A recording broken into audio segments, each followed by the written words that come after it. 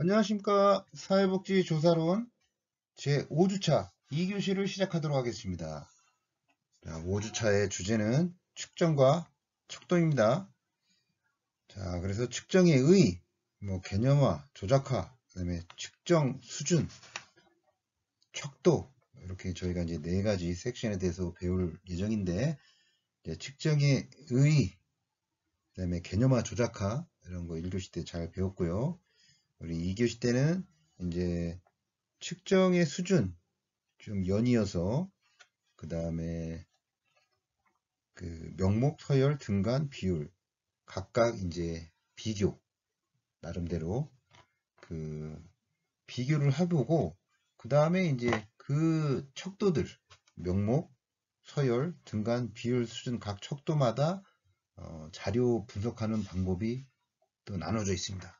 그런 것까지 연계돼서 한번 학습을 진행해 보겠습니다. 자, 측정, 우리가 이제 지난 시간에 1교시 때 배웠죠. 측정, 그 다음에 측정의 기능 같이 배웠고요. 그 다음에 이제 개념화, 또 개념적 정의까지, 조작적 정의까지 이렇게 마무리가 됐습니다. 여기서 우리가 중요한 거는 이제 조작적 정의라고 했죠. 조작적 정의, 조작적 정의. 그래서 이제 이번 시간에 우리가 배울 게 본격적으로 이제 이 명목 수준, 서열 수준, 등간 수준, 비율 수준, 지난 시간에 이제 이 4가지 측정 수준에서 배웠는데 이 4가지 이 측정 수준이 따른 이 그 비교를 한번 해보면 어떤 게 있는 거냐면 그 응답 변수들의 응답 그 값들이 어떤 수치적 의미를 가지고 있는지 여부에 따라서 측정 수준은 달리 적용이 돼야 되겠죠. 그래서 큰 범주에 비교하자면 어떤 변수의 값들이 수치적 정보를 갖고 있다고 볼 수 있겠죠. 그러면 그것이 양적 변수라고 하는 거고, 만약에 그렇지 않으면 질적 변수인데, 양적 변수의 경우는 어떤 질적 변수보다 정보가 완전하고 해당 변수 그 자체로 의미를 가질 수 있습니다. 그래서 대표적인 그 양적 변수가 그 등간 측정 변수와 비율 측정 변수 이 2가지, 그러니까 등간 수준, 비율 수준, 이제 등간 척도, 비율 척도라고도 합니다. 이 2가지 수준이 높은 거, 3위, 4위를 차지하는 이 등간 비율 수준이 이 수준이 높은 이 척도들이 결국 양적 변수에 해당하는 겁니다. 양적 변수 말 그대로 이제 그 정보가 완전하고 해당 그 변수만으로도 측정이 가능하다. 반면에 질적 변수로 사용되는 값은 수치로 의미를 부여할 수 없는 그냥 명목 측정의 변수 서열 위에 거 명목 수준, 서열 수준은 질적 연구, 질적 변수라고 볼 수 있고요. 등간하고 비율 수준이 이제 우리가 흔히 알고 있는 양적 연구에서 쓰고 있는 많은 양적 변수다. 이렇게 이해하시면 되겠습니다. 그래서 명목 측정, 서열 측정, 등간 측정, 비율 측정 이 순서대로 정보가 많아지게 되어 있죠. 그리고 정보가 많은 측정 변수에서 정보가 적은 측정 변수로 변화는 가능하죠. 그렇기 때문에 가급적 정보가 많은 측정 수준 변수로 설문지를 구성하는 것이 좋다. 그래서 등간 수준, 비율 수준, 물론 앞에 기본적인 인과학적 특성도 들어가지만 등간, 비율 수준까지 가야 설문지가 측정 변수가 정보가 많을수록 좋기 때문에 등간, 비율 쪽으로 이제 구성하는 게 좋다. 그리고 측정 수준에 따른 변수값의 통계 자료를 활용할 때 그 정보의 양이 많을수록 다양한 통계 분석을 사용할 수 있겠죠. 그런데 질적 변수인 경우에는 위에 명목 수준이나 서열 수준이 질적 변수인 경우에는 통계 분석 자료만으로 그냥 활용을 할 수 있는 어떤 측정 수준 간의 변수의 속성을 연구자는 미리 좀 파악하는 것도 필요하다. 그래서 수준을 한번 비교를 한번 해본다면 뭐 요게 상당한 의미가 좀 있습니다. 이 표 하나가 심플하지만 제일 먼저 명목, 서열, 등간, 비율 수준으로 이제 옆으로 나열돼 있죠. 이게 측정인데 분류는 그렇고 순위를 매겨본다면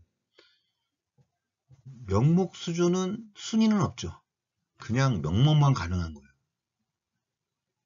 그런데 이제 서열, 등간, 비율 수준으로 갈수록 순위가 다 들어가겠죠. 순위가 다 있는 겁니다. 그러니까 당연히 이제 순위가 나오는 것은 이제 서열. 그러니까 분류만 가는 것은 명목. 순위가 가능한 것은 서열 수준부터. 그 다음에 이제 동일한 간격. 간격, 등간이잖아요. 같은. 등간.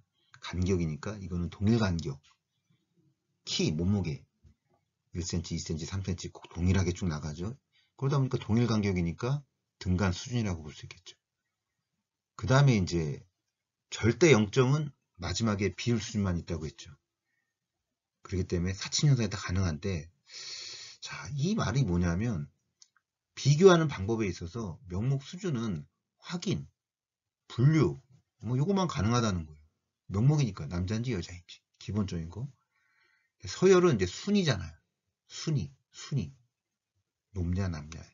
그래서 순위가 비교하는 거는 서열 수준이니까 비교 순위가 서열 순위인 거고, 등간에서는 이제 상대적인 크기를 비교할 수 있다는 거죠. 상대적인 크기까지. 근데 이제 비율 수준은 절대적인 크기. 그러니까 등간 수준에서는 왜 절대적인 크기가 안 되냐면 절대 0.0이 없기 때문에 그럽니다. 그래서 이제 이 차이가 나는 거고, 수학적으로 보면은 이제 곱하기, 나누기, 빼기, 사칭현상이 다 가는 게 비율 수준인 거. 그죠? 등간 수준. 그 다음에 더하기, 빼기만 가능한 게 서열 수준. 그 다음에 크기값, 부등호. 뭐, 그 다음에 평균의 측정을 할 때 명목 수준에서는 최빈값이라고 그럽니다. 서열에서는 중앙값. 등간에서는 이제 드디어 산술 평균이라는 말을 쓰고, 비율 수준에서는 기하 평균. 그러니까 이게 통계에 나오는 용어들인데, 이래서 이제 좀 개념이 좀 어렵다는 이유가 이제 이런 것들이 있습니다. 이 조사론에서. 예를 들면 이제 명목 수준은 성별, 종교, 결혼 유무, 직업 유형. 서열 수준에서는 사회계층, 학점, 학교 성적, 석차, 선호도. 등간에서는 IQ, 온도, 주가 지수, 시험 점수. 비율 수준에서는 나이, 소득, 가격, 서비스, 수혜기간. 자, 이렇게 해서 이제 1급 시험에서도 다음 중 등간 수준에 해당하는 예로 옳은 것은, 그때 이제 IQ 온도가 나와야 되겠죠. 근데 이제 1번에 온도 나오고 2번에 학점, 3번에 종교, 4번에 소득, 그러면 정답이 등간 수준이니까 온도가 되겠죠. 이런 식으로 비슷한 것 같으면서도 좀 헷갈리게 하는 게 이 측정 수준입니다. 그래서 뭐 다시 한번 정리한다면 명목 수준은 제일 쉬워요. 성별, 직업, 종류, 취미, 뭐 기본적인 것들 분류하는 거. 이제 서열로 들어가면은 이제 달라지니까 그걸 선호도라 그래. 선호도. 서열이 나 있죠. 학급 석차도 1등, 2등, 3등 이렇게 서열이 나눠져 있죠. 교육 수준도 상중하. 생활 만족도 이런 것도 서열이 있잖아요. 순서가 있는 거 서열 수준, 순위 비교. 그래서 이제 중앙값을 찾는 거고. 이제 등간부터 이제 좀 달라지죠. 등간은 말 그대로 절대 0점이 없으니까 온도, 그 다음에 지수로 많이 끝난다고 했죠. 그 다음에 IQ, 점수, 지수, 검사, 뭐 이런 것들 등간 지수고, 그 다음에 이제 비율 수준에서는 절대 0점이 있습니다. 그러니까 사칭현상이 다 가능하기 때문에 몇 배 가능하다, 몇 배 많다도 했기 때문에 소득도 들어가고, 연령, 키, 몸무게, 이거는 간격이 동일하면서도 절대적 크기가 비교가 가능하잖아요. 연령, 키, 몸무게, 소득도 그래요. 그 다음에 뭐 등등 이런 것들이 이제 율로 끝납니다. 투표율, 출생률, 왜 비율 수준이니까 율. 이렇게 이제 기본적으로 각 수준마다 어떤 예가 있는지 연결을 시키는 게 중요하죠. 그 다음에 이제 우리가 이 측정을 좀 배우고 있는데, 측정이라는 것은 말 그대로 조작적 정의를 통해 가지고 추상적인 개념의 수준을 경험적으로 전환하는 과정이 측정입니다. 그래서 이 측정을, 그러니까 그럼 척도가 왜 필요하냐? 측정을 하기 위해서 척도가 필요한 겁니다. 측정을 위해서 필요한 도구가 척도다. 그래서 이 척도는 항상 연속성이 존재한다는 가정하에 입각해서 구성되어 있기 때문에 일반적으로 한 연속성상의 일정한 규칙에 따라 수치를 배열하는 형식으로 구성되어 있다고 볼 수 있습니다.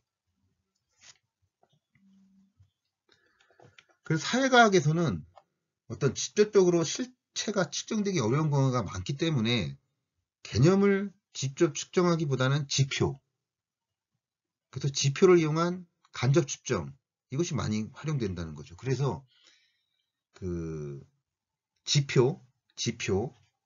지표가 이제 뭐가 있냐? 우리가 배웠던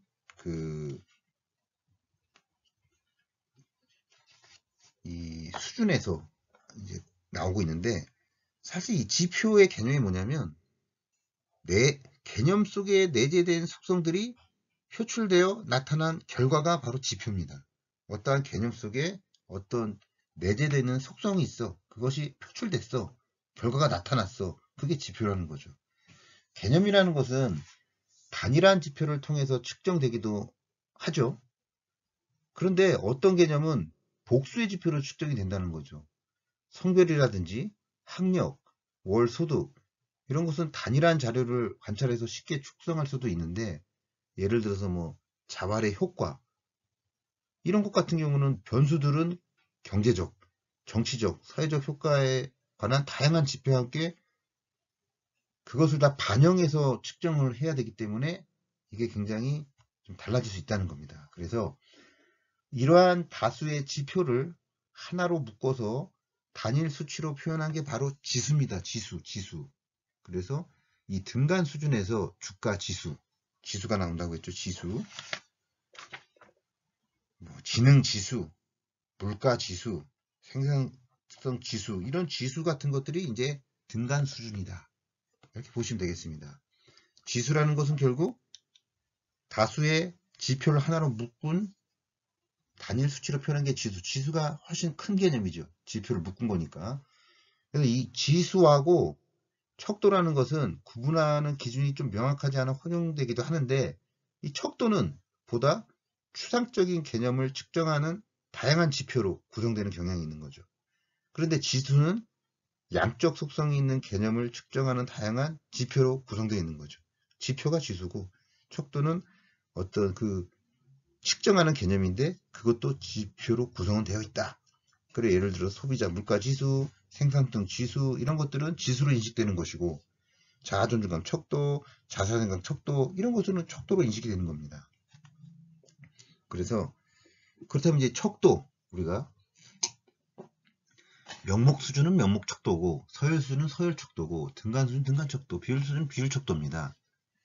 그럼 이제 네 가지 수준에 따른 척도가 종류가 무엇인지 이제 공부를 하면 되겠죠. 그러면은 먼저 이 척도의 구성은 척도를 만드는 방법에 관한 거예요. 그러니까 연구자가 측정하고자 하는 특정 개념의 숫자나 기호를 부여하는 과정이 측정 구성인데, 이 측정을 구성하는 기본 요건은 뭐냐면 단일 차원의 원칙이 필요하다는 거예요. 이 단일 차원의 원칙이 뭐냐면은 척도의 구성 항목은 단일한 차원을 반영을 꼭 해야 된다는 거예요. 척도의 모든 항목이 동일한 연속선상에 배열되어 있기 때문인 거죠. 그래서 척도는 측정되는 변수의 성격에 따라서 그 척도 구성 방법은 다르게 나타날 수밖에 없는데, 그래서 척도는 통상적으로 명목 척도, 서열 척도, 등간 척도, 비율 척도로 이렇게 측정 수준에 따라서 네 가지로 나눈다는 겁니다. 그래서 제일 먼저 이제 명목 척도는 말 그대로 측정 대상을 분류할 목적으로 숫자를 부여하는 거죠. 명목 척도는 부여하는 거, 숫자를 부여하는 거. 그래서 뭐 성별, 인종, 출생지, 전공, 머리색 이런 게 이제 명목 척도고, 서열 척도는 어떤 사람의 어떤 사물의 특성을 서로 다른 몇 개의 범주로 나눌 수 있고, 또 범주간의 서열을 밝힐 수 있는 척도가 바로 서열척도인 거죠. 그래서 뭐 지체장애 등급, 소득 수준, 석차, 학점 이런 것들이 선호도, 좋음, 나쁨 이런 것들이 서열척도에 해당하는 거고, 등간척도는 어떤 측정 대상의 속성을 분류하고 순위를 부여하여 순위 간 간격이 동일한 척도, 등간은 간격이 동일하다는 겁니다. 그래서 이제 그 등간 수준이니까 IQ, 온도, 주가지수 이런 거, 시험 점수 이런 게 있는 거고, 마지막 비율 척도는 명목, 서열, 등간, 서열, 명목, 서열, 등간, 비율 이 네 가지 척도 중에 가장 세련된 측정. 그러니까 비율 척도는 등간 척도가 가진 특성을 모두 가지고 절대응정도 가지고 있는 척도이기 때문에 뭐 길이, 높이, 무게, 뭐 입원한 날짜, 숫자 뭐 등등이 다 가능한 거죠. 소득. 그래서 이러한 그 유형별 척도 구성에 있어서 그 원칙이 있는데, 일단 이 척도 구성은요, 척도를 구성하는 절차나 숫자나 기호를 연구자가 측정하는 개념의 다양한 수준에 부여하는 과정이 바로 척도 구성인데, 이 주요한 척도 구성에는 우리가 이제 배워야 될 리커트 척도, 거트만 척도, 서스턴 척도, 뭐 소시오 메리트, 보가더스 사회적 거리, 의미분화 척도 이렇게 막 다양한 게 많이 있습니다. 그래가지고 이제 이런 걸 배우기 위해서는 먼저 명목 척도와 그 다음에 서열 척도와 등간 척도와, 그죠? 그 다음에 이제 이런 것들에 대해서 이해를 해야 됩니다. 그래서 수준을 먼저 배웠고, 먼저 이제 명목 척도와 명목 수준에 대한 겁니다. 요거는 조금 쉬워요. 명목 척도는 한 변수에 포함되는 속성값을 그냥 단순히 구분해서 측정 대상의 속성의 부호나 수치를 부여하는 것이 바로 명목 척도입니다. 그래서 명목 척도는 예를 들자면 당신의 성별은 무엇입니까? 1번 남자, 2번 여자. 당신의 거주지는 어디입니까? 1번 서울, 2번 부산, 3번 인천 등등 이런 게 이제 명목 척도죠. 당신의 직업 무엇입니까? 회사원, 자영업, 뭐 학생, 군인. 당신의 정치적 성향은 어디에 가깝다고 생각하십니까? 1번 보수, 2번 중도, 3번 진보. 이런 것들이 명목 척도의 예가 되는 거고, 두 번째 이제 서열 수준의 서열 척도는 뭐냐면 상대적인 순서 관계를 알 수 있도록 서열상을 갖추어서 숫자나 기호를 부여하는 과정이 서열 척도인데, 이 서열 척도에 들어가는 게 바로 평정 척도, 총합 평정 척도, 리커트 척도, 거트만 척도 이런 것들이 이제 서열 수준에 들어간다는 거죠. 이 서열 수준이 중요한 게 리커트 척도죠. 왜냐하면 리커트 척도가 사회복지 실천 현장에서 가장 많이 쓰이고 있으니까. 리커트 척도는 리커트라는 사람이 만들었기 때문에 리커트 척도라고 부르는 거고, 이 리커트 척도의 예는 이런 게 있잖아요. 학교 성적이 나빠서 스트레스를 받는다. 전혀 그렇지 않다. 별로 그렇지 않다. 보통이다. 약간 그렇다. 매우 그렇다. 이렇게 쭉쭉 이 응답 범주 패턴이 동일하다는 거예요. 두 번째, 학교 공부에 노력을 해도 기대만큼 성적이 오르지 않은 스트레스를 받는다. 1번 전혀 그렇지 않다. 2번 별로 그렇지 않다. 보통이다. 약간 그렇다. 매우 그렇다. 이런 식으로 응답 범주는 동일합니다. 근데 척도 문항은 다른데 응답 범주는 동일하기 때문에 리커트 척도는 척도의 신뢰도와 타당도를 높이기 위해서 여러 개의 문항을 하나의 척도로 딱 사용하기 때문에 작성하기도 편하고 활용하기도 편하기 때문에 사회복지 실천 현장에서는 리커트 척도만 써요.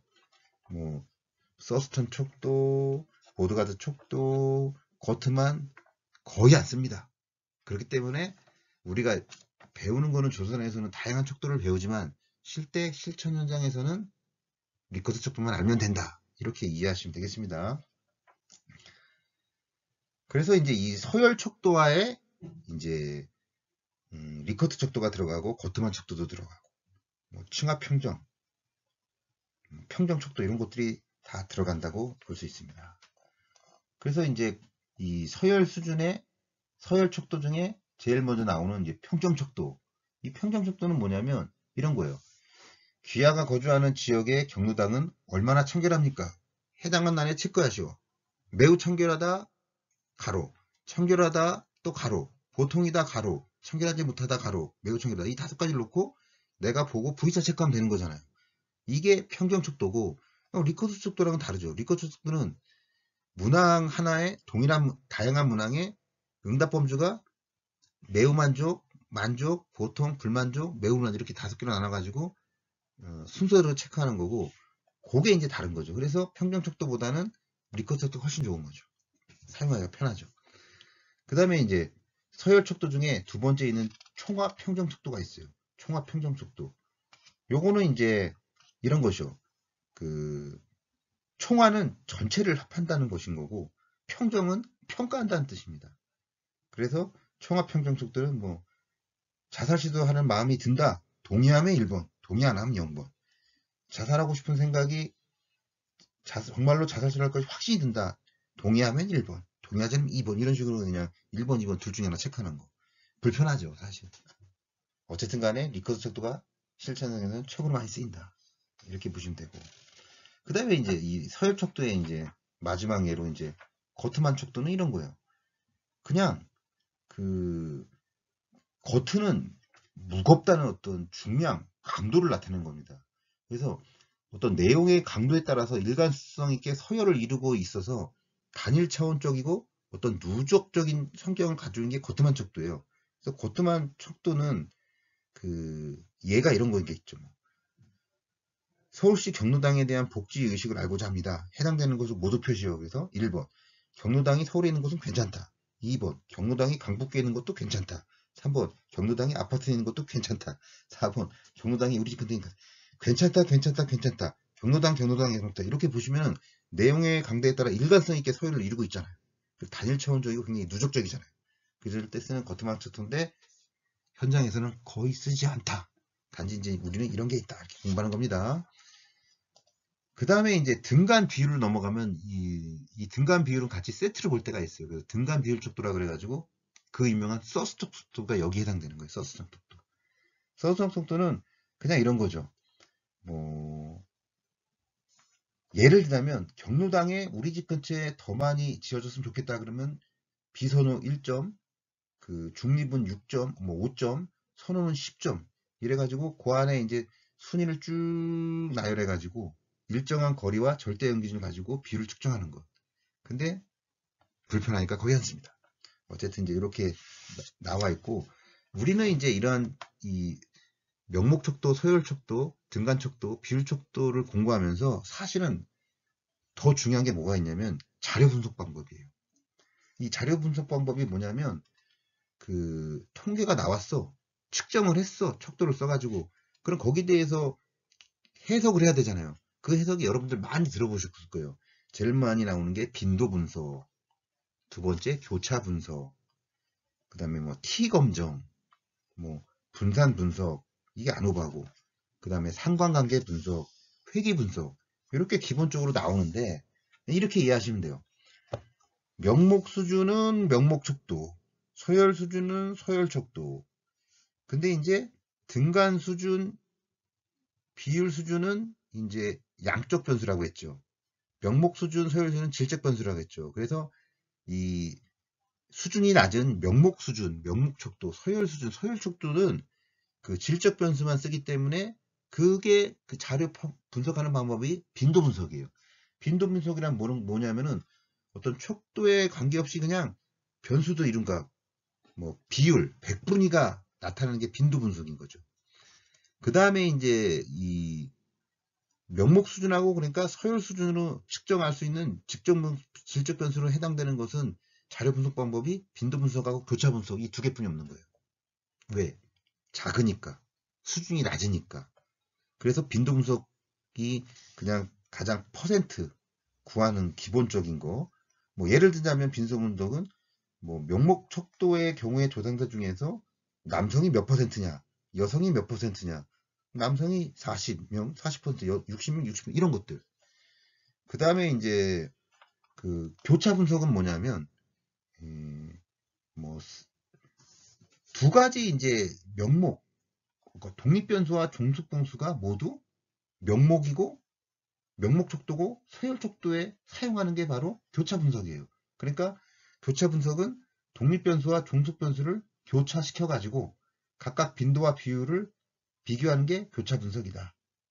그래서 뭐 예를 들면 성별에 따른 학교 폭력 피해 경험의 차이를 분석한다.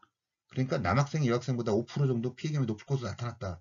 이럴 때 이제 교차 분석을 하는 거고, 그 다음에 이제 등간 수준하고 이제 비율 수준이 양적 변수라고 했죠. 이 양적 변수가 통계화 시킬 때 많이 쓰는 거잖아요. 그래가지고 등간 척도와 등간 수준의 등간 척도와 비율 수준의 비율 척도로 가장 많이 쓰는 게 바로 자료 검색이 T검정, 그 다음에 분산 분석 같은 거 아노바, 그 다음에 상관관계 분석, 그 다음에 회귀 분석, 이렇게 네 가지가 있는 거예요. 자, 지금 이제 제가 이런 용어를 처음 얘기를 했는데, 사실은 이 부분이 사회복지조사론을 배우는 마지막 단계의 목표예요. 왜냐면 자료를 설문지를 해가지고 측정을 했어. 그러면 그 측정해가지고 자료 결과가 나왔을 거 아니에요. 그때 이제 자료가 잘 나오기 위해서는 어떤 척도를 써가지고 어떤 자료 분석을 해야 될지에 대한 기준이 서야 된다는 거예요.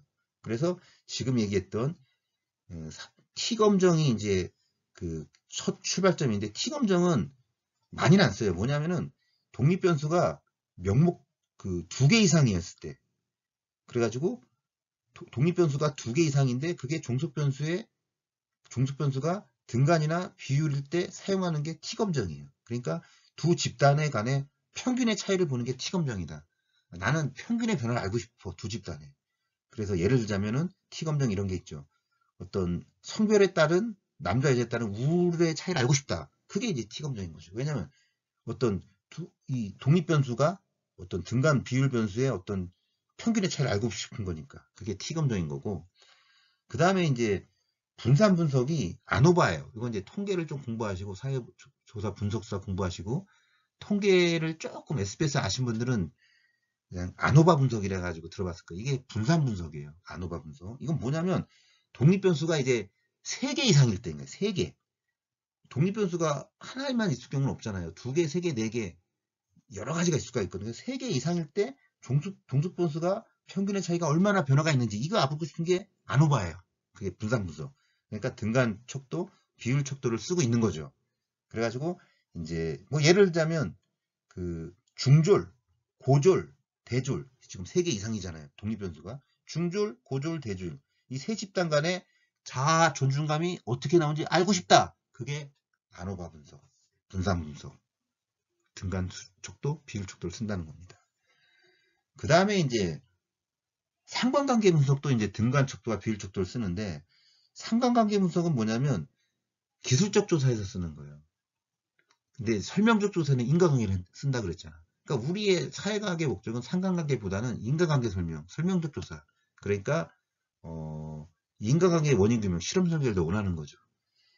그래서 이제 어쨌든 이 상관관계는 뭐냐면 그냥 두 변수가 있는데 그 두 변수 관계가 어떤가 그냥 관계만 알아보는 거예요. 그래서 상관변수는 가장 좀 더 쉬운 건데, 2개 이상의 변수 간에 어떤 한 변수가 변화됨에 따라서 다른 것들도 같이 변한다.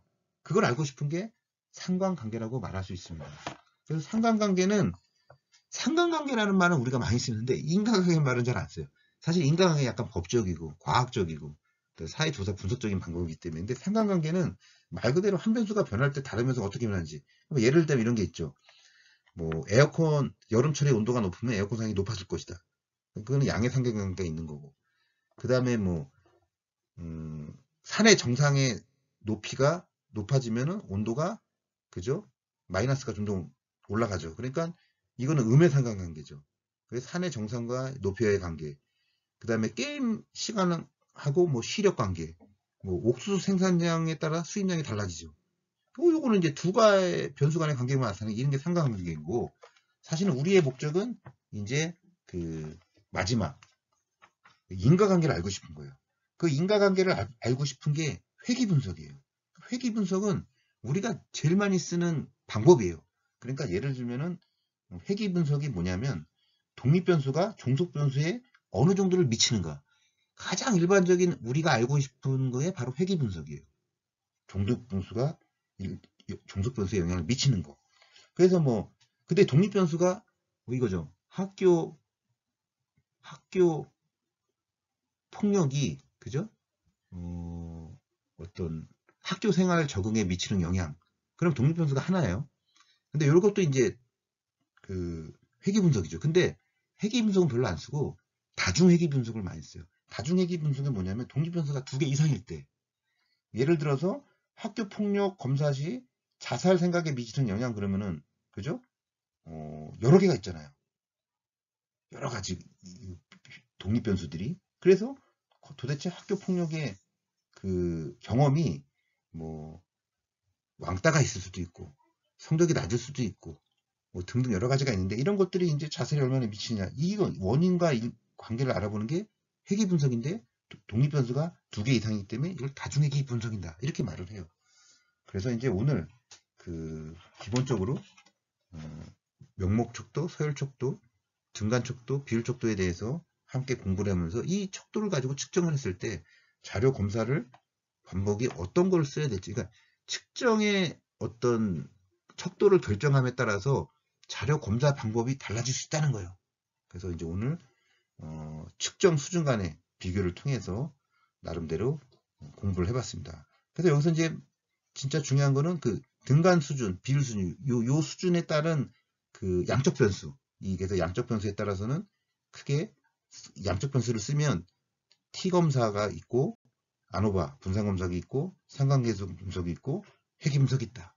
이렇게 이해하시면 되겠습니다. 이것으로 모든 수업을 마치도록 하겠습니다. 수고하셨습니다.